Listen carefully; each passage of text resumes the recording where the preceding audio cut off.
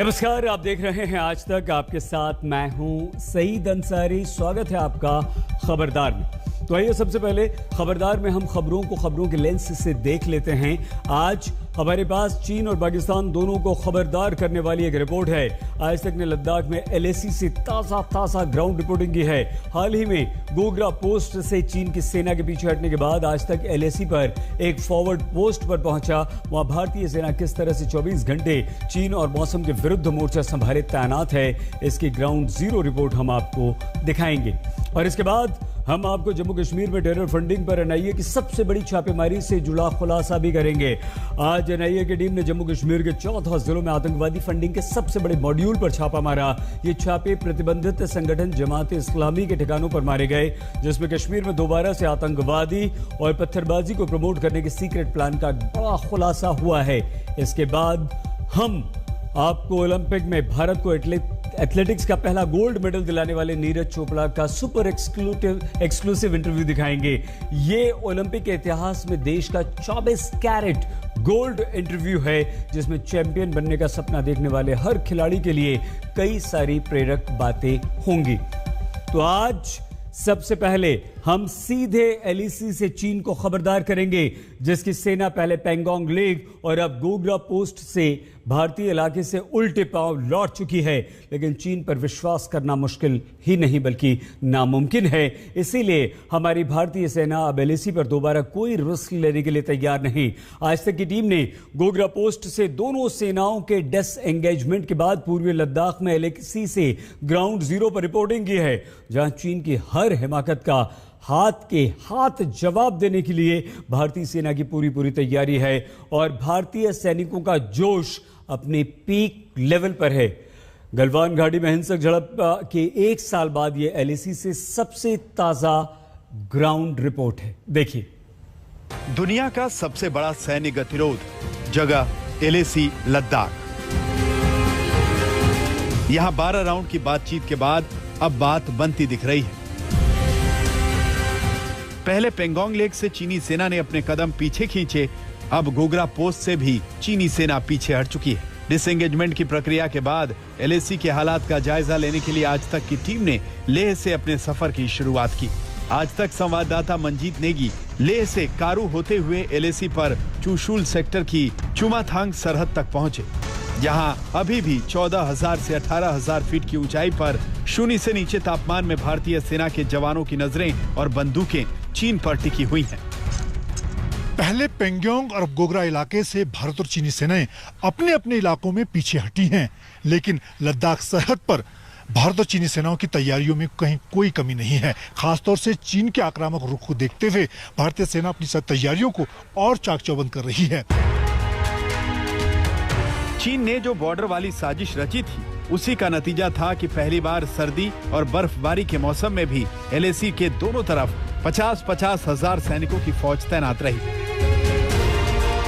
लेकिन भारतीय सेना के बुलंद इरादे और तैयारियों ने चीन का सारा जोश ठंडा कर दिया।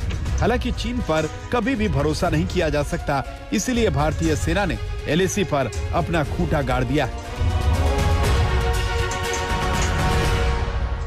इस वक्त जब गोगरा सरहद से भारत और चीनी सेनाएं अपने अपने इलाकों में पीछे हट रही हैं, आज तक पर हम आपको चुशुल सरहद के नजदीक अग्रिम चौकियों से भारतीय सेना की तैयारियों को दिखा रहे हैं। पिछले 1 साल के दौरान भारतीय सेना ने अपनी तैयारियों को हर मोर्चे पर चाक चौबंद किया है और इस वक्त भी भारतीय सेना के जो जवान हैं, 50,000 से जवान अलग अलग इलाकों में तैनात हैं। और यहाँ पर न सिर्फ दुश्मन की चुनौती है, बल्कि मौसम एक बड़ा दुश्मन है और उसी से निपटने के लिए यहाँ पर ये तैयारियाँ की जा रही हैं। जवानों के लिए खास तरह के शेल्टर युद्ध स्तर पर बनाए जा रहे हैं। इंजीनियर्स के जवान दिन और रात इस खास फैब्रिकेटेड स्ट्रक्चर तैयार कर रहे हैं, जिसमें करीब 16 जवान रह सकते हैं और ये बहुत जल्दी यानी कि 1 हफ्ते के अंदर इनको तैयार किया जा सकता है। अगर इस स्ट्रक्चर को देखें, इसमें स्टील का, लोहे का इस्तेमाल किया गया है। उसके अलावा जो प्लाई है वो उसका इस्तेमाल है और ऊपर खास तरह का फैब्रिकेशन का इस्तेमाल है, जो भारी बर्फबारी और तेज हवाओं से जवानों को बचाता है। जब मुकाबला दुश्मन चीन और दुश्वार मौसम से हो, तो टैंक और टेंट दोनों मजबूत होने चाहिए। एलएसी पर पिछले 1 साल के दौरान भारतीय सेना ने ऐसे हजारों टेंट गाड़ दिए हैं जो 18,000 फीट की ऊंचाई पर चीन से कई गुना खतरनाक दुश्मन यानी जानलेवा मौसम से लोहा लेने के लिए जरूरी है। चीन सरहद पर मौसम और दुश्मन की चुनौती से निपटने के लिए भारतीय सेना के जवानों के लिए इस तरह के खास इंतजाम किए जा रहे हैं। ये केबिन बनाए जा रहे हैं जो 0 से नीचे के तापमान में जवानों की मदद करते हैं। यहाँ पर 16 जवानों के रहने के इंतजाम किए गए हैं, डबल बेड लगाए गए हैं, स्लीपिंग बैग यहाँ पर रखे गए हैं। इसके साथ ही हीटिंग की भी इसमें व्यवस्था की गई है जब तेज हवाएं चलें या बर्फबारी के बीच। और खासतौर से इस वक्त अब जब हम 13,000 फीट की ऊंचाई पर मौजूद हैं, जहां पर सांस लेने में भी लगातार आपको दिक्कत होती है। एलएसी पर भारतीय सेना ने अपने रहने का पूरा इंतजाम सेट कर लिया है और जहां तक चीनी सेना की हिमाकत का मुंहतोड़ जवाब देने की बात है तो इसके लिए जवानों को खास तौर से लैस किया गया है, चाहे रॉकेट लॉन्चर हो या असॉल्ट राइफल्स या फिर ग्रेनेड लॉन्चर। इस वक्त हम आपको आज तक पर 13,000 फीट की ऊंचाई पर मौजूद भारतीय सेना के इन वीर जवानों को किस तरह से आधुनिक हथियारों से लैस किया गया है वो दिखा रहे हैं। अगर ऊंचे पहाड़ी इलाकों में दुश्मन से मुकाबले की बात करें तो जो रॉकेट लॉन्चर है उसकी मदद से कैसे किसी बंकर को नेस्तनाबूद किया जा सकता है, ये यहाँ पर 1000 मीटर के आसपास अगर दुश्मन मौजूद है उसको निशाना बनाया जा सकता है। इसी तरह से ऑटोमेटिक जो ग्रेनेड लॉन्चर है इसकी मारक क्षमता की हम बात करें तो 1700 इसकी मारक क्षमता है और ये भी दुश्मन के किसी भी ठिकाने को पूरी तरह से बर्बाद कर सकता है। इसी तरह से अगर छोटे हथियारों की हम बात करें, ये यहाँ पर जवानों पे खास तौर से इस वक्त जो सबसे आधुनिक 600 राइफल है जो अमेरिका से लाई गई है और इस वक्त यहाँ पर लद्दाख सरहद पर भी जवानों को दी गई है एक आधुनिक असॉल्ट राइफल है जिसकी मारक क्षमता 500 मीटर तक है और ये यहाँ पर एक कारगर हथियार के तौर पर इस्तेमाल की जा रही है। बॉर्डर पर दुश्मन का सामना करने के लिए 2 चीजों की जरूरत होती है, एक हथियार और उससे भी ज्यादा जरूरी होता है जोश, जज्बा और जुनून, जो एलएसी पर भारतीय सैनिकों में ऑल टाइम हाई है। एलएसी से मंजीत नेगी, लद्दाख, आज तक।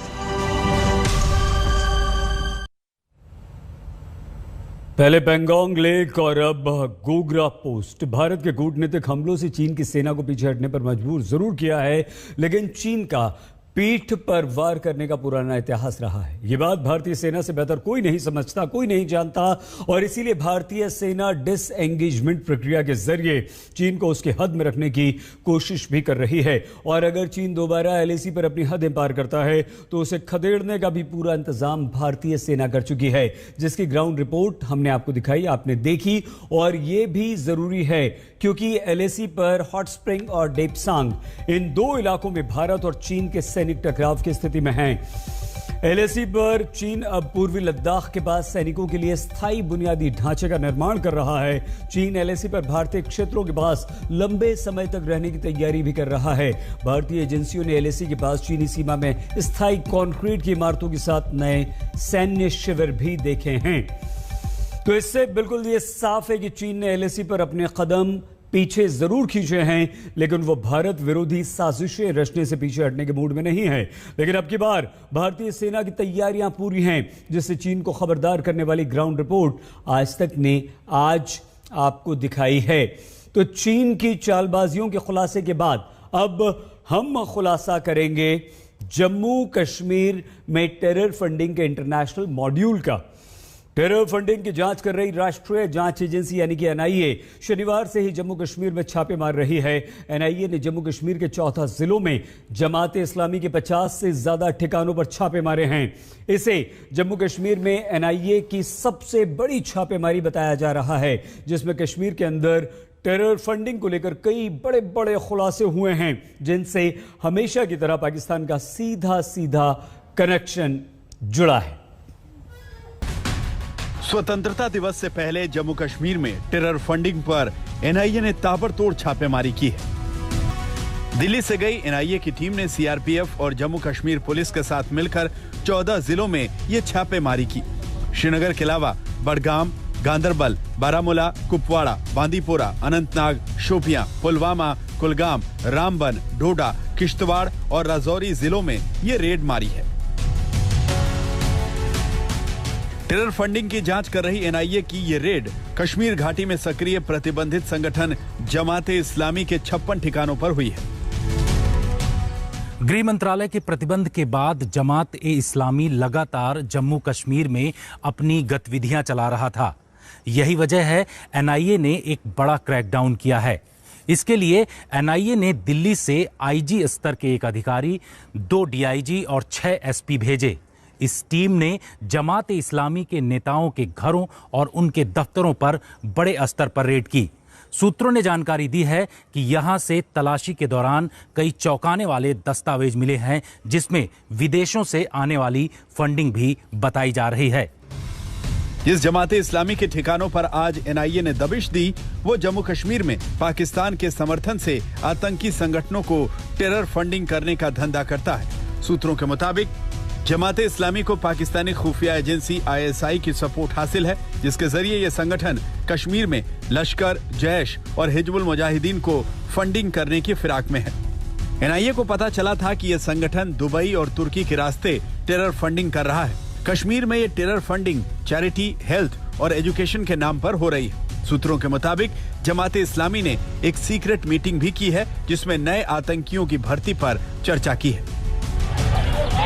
खुफिया एजेंसियों ने अलर्ट दिया है कि जमाते इस्लामी का मकसद कश्मीर घाटी में एक बार फिर से पत्थरबाजी की घटनाओं में तेजी लाना था, जो धारा 370 हटने के बाद लगभग खत्म सी हो चुकी है।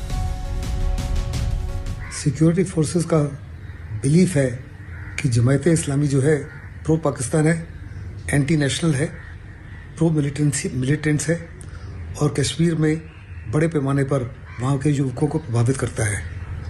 जब कोई टेररिस्ट मारा जाता है तो ये जमात के लोग जो हैं वहाँ जाते हैं, लोगों को भड़काऊ भाषण देते हैं और उनकी कोशिश होती है कि उनको मिलिटेंसी के लिए इनकरेज किया जाए। कुछ का कहना तो ये है कि कश्मीर की प्रॉब्लम का मुख्य कारण ही जमात है। जम्मू कश्मीर में टेरर फंडिंग पर एनआईए की यह सबसे बड़ी छापेमारी है, जिसकी तैयारी कई दिनों से चल रही थी। एनआईए को टेरर फंडिंग की जांच का जिम्मा इसी साल फरवरी में दिया गया था, जिसके बाद एनआईए ने 10 जुलाई को टेरर फंडिंग मामले में जम्मू कश्मीर में 6 लोगों को गिरफ्तार किया था। इस रेड से एक दिन पहले ही जम्मू कश्मीर सरकार के 11 कर्मचारियों को आतंकी कनेक्शन होने के चलते नौकरी से बर्खास्त किया गया था। इसमें से 2 आरोपी हिजबुल मुजाहिदीन के सरगना सैयद सलाहुद्दीन के बेटे हैं, जिनसे हिजबुल मुजाहिदीन की आतंकी गतिविधियों के अलावा लेन देन के जरिए फंडिंग का खुलासा हुआ था। आज जमाते इस्लामी के ठिकानों पर छापेमारी टेरर फंडिंग के खिलाफ एनआईए की मुहिम का पार्ट 2 है। इनकी फंडिंग अभी भी बाहर के मुल्कों में जो इनके हमदर्द हैं, सिंपैथाइजर हैं, उनसे आ रही है। इसीलिए एनआईए ने अभी इन पर फिर छापा मारा है, उस फंड को आने से रोकने के लिए। भारत को चाहिए जो भी तरीके हमारे पास हैं, इनकी फंडिंग, इनकी कार्रवाइयों पर रोक लगाने के लिए उनका इस्तेमाल किया जाए। ये देश के खिलाफ काम कर रहे हैं, देश की सुरक्षा के खिलाफ, और ये मिलिटेंट के साथ मिलाप रखते हैं, उनको फंडिंग भी करते हैं और कश्मीर को भारत से अलग करने का इनका इरादा है। अब ये साफ हो चुका है कि धारा 370 खत्म होने के बाद कश्मीर घाटी में आतंकवाद और पत्थरबाज दोनों ही अपनी अंतिम सांसें गिर रहे हैं, क्योंकि उनके पास अब ना तो लोग बचे हैं, ना ही पैसा।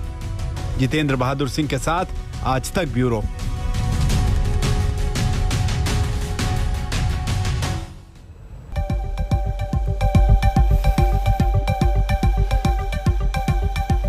स्वागत खबरदार में एक बार फिर से आपका। जेवलिन थ्रोअर नीरज चोपड़ा की बदौलत ओलंपिक में भारत का नया इतिहास लिखा जा चुका है। 7 साल की नाकामी को सिर्फ एक भारतीय खिलाड़ी की जिद ने दूर कर दिया। भाला फेंककर नीरज चोपड़ा का ओलंपिक गोल्ड जीत लेना औरों के लिए करिश्मा होगा, लेकिन इसमें नीरज की मेडल पाने की वो ललक छिपी है जिसकी बराबरी करना संभव नहीं। 26 जुलाई को जब नीरज चोपड़ा टोक्यो जा रहे थे, तब उन्होंने ट्वीट करके लिखा था, अपने पहले ओलंपिक गेम्स टोक्यो 2020 जा रहा हूं, उत्साह से भरा हूं, यह समय पूरी ताकत लगाने का है, भारत साथ देते रहो। 26 जुलाई के बाद नीरज की ट्विटर टाइमलाइन पर आज दूसरा ट्वीट आया। इसमें उन्होंने लिखा, अब तक भावना उमड़ रही है, पूरे भारत और सभी को समर्थन देने के लिए बहुत धन्यवाद। इसी की बदौलत मैं यहां तक पहुंचा। ये लम्हा मेरे साथ हमेशा रहेगा। मेडल से पहले और मेडल के बाद के इन 2 ट्वीट्स में नीरज की शख्सियत का फलसफा छिपा था। गोल्ड मेडल जीतने के इस मुकाम तक पहुंचने की ढेर सारी बातें नीरज चोपड़ा ने आज तक के साथ साझा की हैं। तो सदी के सबसे गोल्डन इंटरव्यू के कुछ अंश आप भी देखिए। 7 अगस्त 2021, 7 अगस्त 2021 इतिहास इस दिन को याद रखेगा, क्योंकि नीरज चोपड़ा ने अपने हाथों से इतिहास बदला था।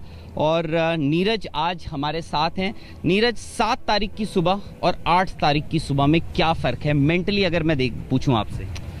देखो, एक सच बताऊं तो एक बहुत ही बड़ा बदलाव सा हो गया है, क्योंकि कल ऐसा लग रहा था कि शाम को मेरा इवेंट है और उसके लिए प्रिपेयर हो रहा था, मेंटली भी और फिजिकली हमने बहुत ज़्यादा ट्रेनिंग की थी पहले। तो एक बहुत ही मुश्किल सा टाइम लग रहा था, पर पता नहीं क्या हो पाएगा, क्योंकि वेट रहता है और इंडिया में भी सभी को वेट था। लेकिन जब तक ख़त्म नहीं हुआ मन में ये चलता रहा कि बस कुछ अच्छा करना है, बेस्ट करना है। जब आप पोडियम पे खड़े हुए थे, नेशनल एंथम बज रहा था, क्या सब कुछ पुरानी बातें याद आ रही थी? क्या क्या हुआ था आपके साथ? वो बिल्कुल, एक बार तो दिमाग में सभी कुछ आता है कि कैसा सफ़र रहा, कि मतलब सब कुछ नहीं आ पाता, लेकिन दिमाग में जरूर आता है कि हाँ, बहुत टाइम ऐसा भी आया कि जिसमें ऐसा लग रहा था कि पता नहीं क्या होगा आगे, क्या पता कैरियर खराब ना हो जाए, इंजरी वगैरह भी आई थी। लेकिन वही है कि ये गोल्ड जीतने के बाद सब कुछ ऐसा लगा कि कोई बात नहीं, जो भी भगवान ने किया सब ठीक था। पूरे हिंदुस्तान ने कल नीरज चोपड़ा को देखा जब आप जैवलिन थ्रो इवेंट में फाइनल में क्वालिफाई करके खेल रहे थे। बहुत लोग आपके उस मोमेंट पे, जब आप पोडियम पे नेशनल एंथम बज रहा था, बहुत लोग रोए। आप रोक रहे थे या आपको भी कुछ इमोशनल? नहीं, मतलब मुझे भी ऐसा लग रहा था कि मतलब अंदर से एक वो था, रोंगटे खड़े कर देने वाला मोमेंट था वो। लेकिन आंखों से आंसू तो नहीं आए, लेकिन हाँ, पर अंदर से जोश बहुत था उस टाइम पे। मतलब मैं बता नहीं सकता, बहुत ही ज्यादा जोश था। इसके साथ ही सोए कल? हाँ, ये मेरे तकिए के साथ में रखा था और मैं ज्यादा तो नहीं सो पाया, लेकिन हाँ ज्यादा नहीं, 1.5-2 घंटा तक सोया हूँ रात को। अब आप एक रोल मॉडल बने हैं और बहुत लोग आपको देख रहे हैं। अपनी थोड़ी जर्नी बताइए, क्योंकि ये बाय फ्लूक, बाय डिफॉल्ट गलती से शुरू हो गया ये जैवलिन थ्रो? जी बिल्कुल, गलती से ही हुआ, क्योंकि पहले से दिमाग में नहीं था। क्योंकि अगर कोई फैमिली से स्पोर्ट्स में हो या फिर गांव से कोई हो तो थोड़ा एक इंटरेस्ट रहता है स्पोर्ट्स में, लेकिन मेरी फैमिली से भी कोई नहीं था और गांव में भी ऐसा कोई इंटरेस्ट नहीं था स्पोर्ट्स में किसी का। तो बस ऐसे फिटनेस के लिए गए थे, लेकिन वहीं पे ऐसे शुरू हो गया। हाँ, ये ज़रूर है कि जिस दिन से मैंने शुरू किया, अपना पूरा मन से और लगन से मैंने उसके लिए मेहनत की। तो आपको कभी लगा जब वो बस पकड़ने जा रहे हैं, रोज एक ही काम कर रहे हैं, रोज जैवलिन थ्रो, कि यार मैं कर क्या रहा हूँ? कभी ऐसी फीलिंग आई बचपन में या शुरुआती दौर पे? सही बताऊं तो उस टाइम तक इतना आपको, यार ये क्या कर रहे हो? हाँ, कहते तो बहुत लोग, ये तो जरूर कहते हैं कि क्या कर रहा है, पता नहीं कुछ करेगा भी कि नहीं, ऐसे ही जा रहा है।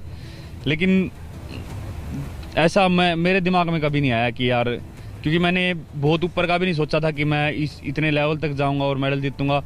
बस एक सिंपल सा काम था डेली का, कि मेरा ये काम था, मुझे जाना है और अपना 100% अपना पूरा फोकस करके ट्रेनिंग करके वापस आ जाना है। एक सिंपल सा काम था और वो मैं करता गया और उसकी वजह से ये आज यहाँ तक पहुँच गया हूँ। नीरज, आपका कोई रोल मॉडल लाइफ में? अगर मैं जैवलिन या कहीं भी किसी भी देखो, मेरा सबसे बड़े मतलब एक शुरू से ही जिन्होंने मेरा साथ दिया है, चाहे वो स्पोर्ट्स है, वैसे भी लाइफ में मेरे सबसे छोटे चाचा हैं, सुरेंद्र कुमार उनका नाम है। तो वो हमेशा उन्होंने ही मुझे मोटिवेट किया और मैं तो कुछ भी नहीं था जब उन्होंने मुझे बोला, स्टेडियम में लेके गए और मैं बल्कि खुश नहीं था जाके, लेकिन उन्होंने ज़बरदस्ती मुझे बोला कि नहीं ये इतना मोटा हो गया, थोड़ा इसको फिट होने के लिए उन्होंने मुझे एक ट्रेनर के पास उन्होंने छोड़ा। तो फिर उन्होंने अच्छे से, मतलब उनका ही है सब कुछ, मैं तो ये मानता हूँ कि, और आज भी मेरी लाइफ में वो काफ़ी हमेशा मोटिवेट करते हैं और मैं काफ़ी, जो भी मेरा सबसे लाइफ का जो ज़रूरी और सबसे अच्छा मोमेंट होता है तो मैं उनके साथ शेयर करता हूँ। 7 तारीख को सुबह उठ के आपको क्या गोल्ड मेडल दिख रहा था? देखो, उस क्वालिफिकेशन राउंड के बाद तो काफ़ी एक हौसला बढ़ा था, क्योंकि वो बहुत ही एक आराम से थ्रो की हुई थी और बहुत परफेक्ट थ्रो थी और एक अच्छा डिस्टेंस था। तो ऐसा लग रहा था कि हाँ, फाइनल में कुछ अच्छा होने वाला है, शायद मैं अपना पर्सनल बेस्ट भी कर सकता हूँ। पर सच में तो मैं भी बताऊँ तो ऐसे गोल्ड का तो नहीं था, लेकिन मैं एक चीज़ ज़रूर मानता हूँ कि यहाँ पे ओलंपिक लेवल पे आके कोई वर्ल्ड रैंकिंग या ऐसा कोई मैटर नहीं करता, क्योंकि यहाँ पे बिल्कुल दिन पे बात होती है, किसका दिन है, किस दिन किसकी बॉडी चलती है, और उसी को मैं मानता हूँ। और अब तो पक्का मान गया हूँ, क्योंकि ये एक बहुत ही एक अलग कंपटीशन था, बहुत अच्छे कॉम्पिटिटर थे, और कहीं तो क्वालिफाई राउंड में ही बाहर हो गए, और फिर फाइनल में देखो इतना जबरदस्त थ्रोअर है जोहानेस वेटर, बिल्कुल वो बेस्ट 8 से बाहर हो गया। एक अचंभा, मुझे सच में ऐसा लग रहा है, अभी तक मुझे समझ नहीं आ रहा कि क्या हुआ क्या है। नीरज चोपड़ा की लेगेसी कहाँ चली गई है? देखो जी, मैं तो अपने मुंह से तो क्या बोलूं, वो तो जो जिन लोगों ने देखा है, और जो लोग जिन्होंने उनको नाम दिया है, और बस वही बता सकते हैं। और मैं मानता हूं कि मैं एक एथलीट हूं, और मेरा काम है कि मैं अपनी पूरी मेहनत करके देश के लिए खेलूं, और वो मैं कर रहा हूं, और मैं कोशिश करूंगा कि ज़्यादा से ज़्यादा मेडल जीतूं। अच्छा, मिल्खा सिंह से अक्सर मेरी बात होती थी, वो हमेशा ये बात बोलते थे, उन्होंने ये बात आम बातचीत में भी लोगों को बोली है कि उनका सपना है कि वो एक इंडियन को ट्रैक एंड फील्ड ओलंपिक्स में, एथलेटिक्स में इंडिया का एक मेडल देखना चाहते हैं। जो हमारे महान एथलीट थे देश के, जो रह गए मेडल से बिल्कुल, और उनका सपना था कि कोई अपना देश का कोई भी एथलीट जाए और मेडल लेके आए, या फिर नेशनल एंथम बजे, तो उस जैसी तो बात ही नहीं है। और जब मैंने गोल्ड मेडल डाला और जब वो नेशनल एंथम बजा, तो मुझे कहीं ना कहीं लगा कि ये सभी उन लोगों का भी सपना था, और वो पूरा हुआ है। और मिल्खा सिंह जी जहाँ पे भी ऐसे होंगे तो वो खुश होंगे। अभी माता पिता का क्या कहना है? ऑब्वियसली ये बड़ी आम सी बात है ये पूछना कि उनको बिल्कुल प्राउड फील हो रहा होगा, पर उनका क्या कंट्रीब्यूशन रहा है, और उनसे अगर बात हुई है, उन्होंने क्या कहा है? क्योंकि हम देख रहे थे जब वो आपका फाइनल देख रहे थे, आपका ग्राउंड, आपके फादर की आंखों से आंसू निकल आए थे, वो इतना इमोशनल हो गए थे आपको वहां देख। नहीं, मैंने वैसे ऐसे स्पेशल अभी तक बात हो नहीं पाई है, तो बात ही नहीं करी। हाँ, नहीं हो ही नहीं, क्योंकि टाइम ऐसा मतलब स्पेशल सा मिला ही नहीं, क्योंकि मैं उनसे ऐसे बात नहीं करना चाहता कि बस मेरे पास अभी 2 मिनट हैं और मैं बस फिर मुझे जाना है। अगर मैं उनके साथ बात करूंगा तो मैं अच्छे से बैठ के करूंगा, मतलब उनके लिए कुछ भी हो, एक स्पेशल टाइम होना चाहिए। ऐसा नहीं होगा कि भाई अभी जैसे आप सभी से बात कर रहा हूँ तो ऐसे होता है कि यार हाँ मुझे जाना है और मुझे कुछ खाना खाना है, ऐसा कुछ, लेकिन उनसे बात करूंगा पूरे टाइम निकाल के और अच्छे से बात करूंगा। नीरज को आज देश भर की दुआएं मिल रही हैं, साथ ही उनका बेसब्री से इंतजार भी देश कर रहा है। नीरज चोपड़ा कल देश लौटेंगे, लेकिन उनकी एक झलक के लिए पूरा देश अभी से बेचैन है। हरियाणा के पानीपत में नीरज के गांव में उनके गोल्डन मोमेंट के बाद से ही जश्न थमा ही नहीं है, अभी भी चल रहा है। कोई स्वर्णिम लम्हा कुछ सेकंड्स का ही होता है, लेकिन सदियों का इतिहास लिख जाता है। 135 करोड़ के देश में कोई दूसरा नीरज चोपड़ा नहीं। ये बात अब मुल्क की आबो हवा में है।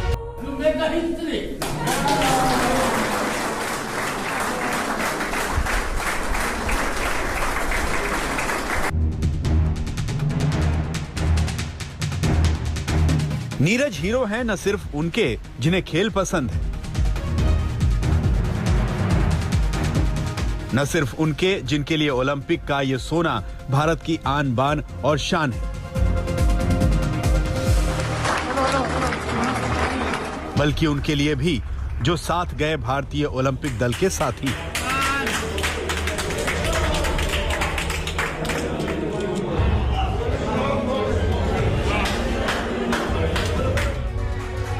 नीरज हीरो हैं उन सुनील गावस्कर जैसी शख्सियतों के भी, जिनके खेल की बदौलत भारत में क्रिकेट धर्म बना। मेरे देश की धरती सोना उगले उगले हीरे मोती, मेरे देश की धरती। नीरज हीरो हैं किरण रिजिजू जैसे नेताओं के भी, जो कल तक खेल के महकमे के मंत्री थे।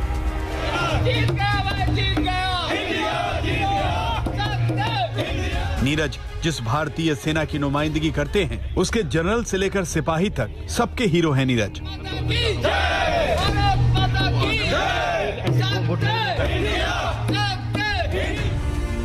नीरज का भाला ओलंपिक के सोने पर सधा है। नीरज ने इतिहास लिखा है, लेकिन इस इतिहास को लिखने में वर्षों की जो उनकी साधना है, उसे कोई नीरज जैसा हुनरमंद ही इतनी सरलता से बखान कर सकता है। फैमिली में कोई स्पोर्ट्स नहीं करता था, तो पहली बार मैंने शुरू किया और मैं बस ऐसे ही अपनी फिटनेस के लिए, स्पोर्ट्स करने के लिए, मतलब ऐसे फिटनेस थोड़ी सुधारने के लिए, क्योंकि मोटा था, तो ऐसे स्टेडियम में गया तो वहाँ पे कुछ दोस्त थे, तो मैंने उनको थ्रो करते हुए देखा। तो बाकी सभी स्पोर्ट्स वहाँ पे थे, लेकिन मुझे जेवलिन थ्रो ही बहुत पसंद आया। नीरज के इस गांव हरियाणा के पानीपत के खंडरा में हर कोई नीरज से कितनी ही बार मिला होगा। घर परिवार और गांव की दादियों, भाभियों, दीदियों, ताऊ, चाचा, दोस्तों ने कितनी ही बार नीरज का हालचाल पूछा होगा, उनसे बात की होगी, उनके साथ कुछ लम्हों को गुजारा होगा। लेकिन अब की बार नीरज जब गांव आएगा तो वो वही नीरज नहीं होगा, Olympic gold medalist Neeraj Chopra होगा। अब की बार की मुलाकात अलग होगी, बेहद खास होगी।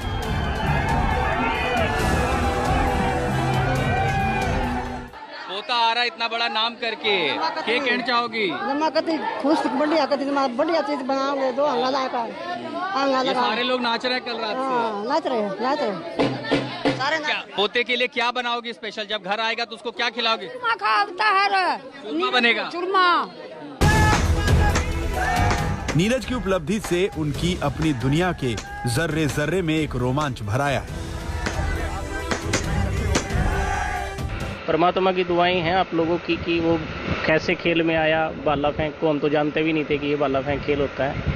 सब कुछ अपने आप बनता चला गया। इसके सहयोगी भी साथ में जुड़ते चले गए, उसको गाइड करने वाले साथ में सलाहकार बनते चले गए।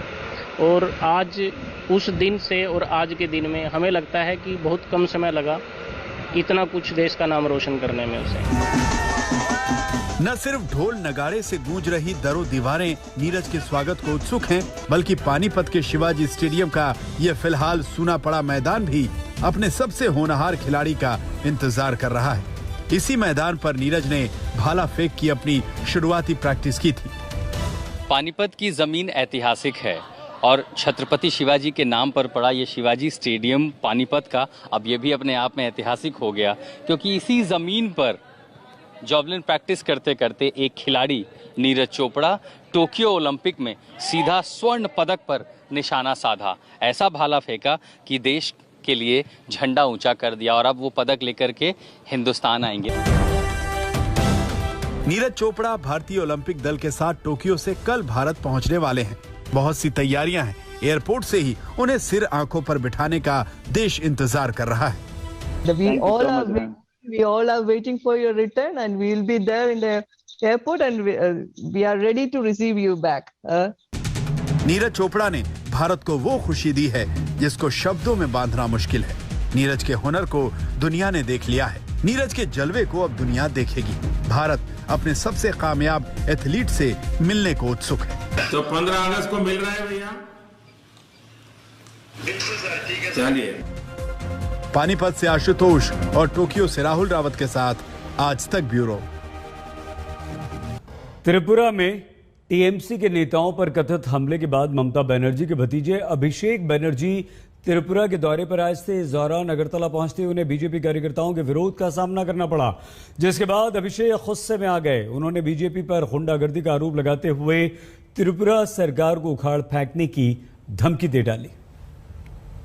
जमीन तैयार हो गई है, त्रिपुरा में जमीन तैयार हो गई है। ये लड़ाई भाजपा बनाम त्रिपुरा का है, तृणमूल बनाम बीजेपी का नहीं है। भाजपा के साथ त्रिपुरा के लोगों की लड़ाई है। आप लिख लीजिए, 1.5 साल के अंदर बीजेपी का नीचे से जमीन खिसक चुकी है। एक सप्ताह में जो आप देख रहे हैं उसको देख के क्या आपको लग रहा है? जो जमीन तैयार, मैं वही आपको कह रहा हूँ, जमीन का बात नहीं है। ये लड़ाई भाजपा के खिलाफ त्रिपुरा के लोग लड़ेंगे और पूरी ताकत के साथ लड़ेंगे और 1.5 साल में बीजेपी का सरकार को उखाड़ के फेंकेंगे। उनका अगर हिम्मत है तो बचा ले। खबरदार में आज के लिए बस इतना ही। आप प्लीज अपना बहुत ख्याल रखिएगा। देखते रहिए आज तक।